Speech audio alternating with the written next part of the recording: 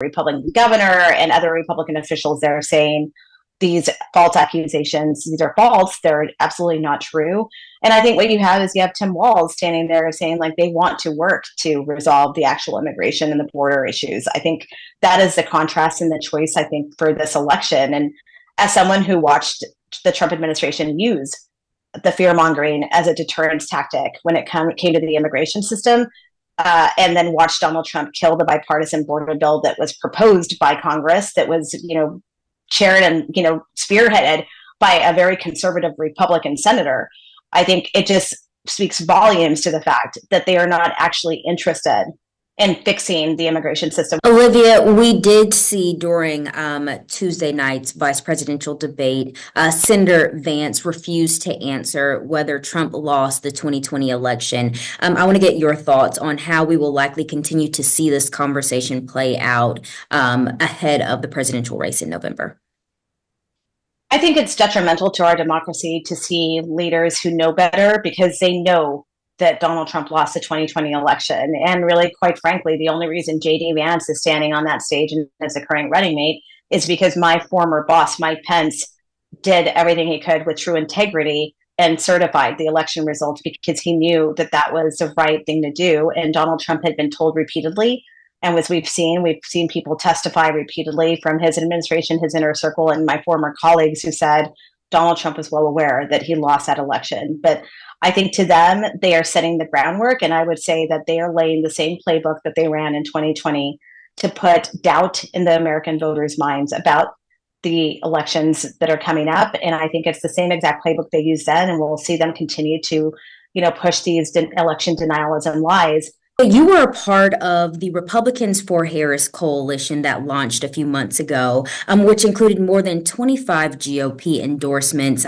We've seen notable Republicans endorse Harris in recent weeks. Former Representative Liz Cheney was also campaigning with Harris in Wisconsin this week. The conversation on Trump being a threat to democracy, do you think it's a big enough issue to sway those independent and moderate voters?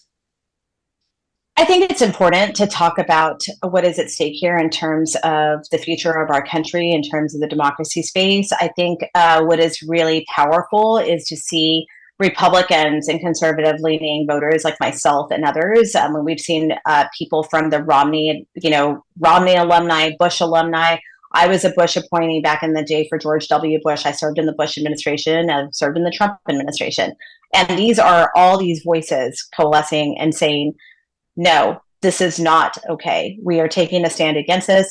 And it's a lot of reflection on terms of what we're seeing in the Republican Party on how we're very upset at the direction that the GOP is going in. And I think a lot of this movement is saying we are going to stand and support Kamala Harris because it's also a better future for the GOP if we can defeat Donald Trump, because we do think that what's happening here in terms of our own political party is detrimental to the American people. I think we're seeing is, America's better with two functioning parties. And right now, we're not seeing traditional conservatism in the GOP. And I'll also share this. I've been traveling across the country to some of the battleground states, and it has been very encouraging and hopeful and powerful to see a lot of these communities coming together on the ground. There is a growing movement here of Republicans who are fed up with being sort of lumped into the more extremism that we're seeing in the Republican Party. That is not what we identify with. And I think it has been great to see them lean on each other and say, you know what,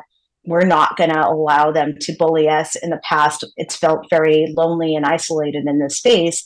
And I think what is incredible is to see this growing coalition across the board where Kamala Harris has a number of people across different party lines, across ideologies, across religions, coming together and saying, we are going to stand together against the extremism of Donald Trump to work to defeat him. Olivia Troye, former National Security Advisor to former Vice President Mike Pence. Olivia, thank you so much again for your time. Thank you for having me. Up next, we'll talk with the national co-chair for Kamala Harris's campaign about how critical Black voters will be in battleground states like Wisconsin.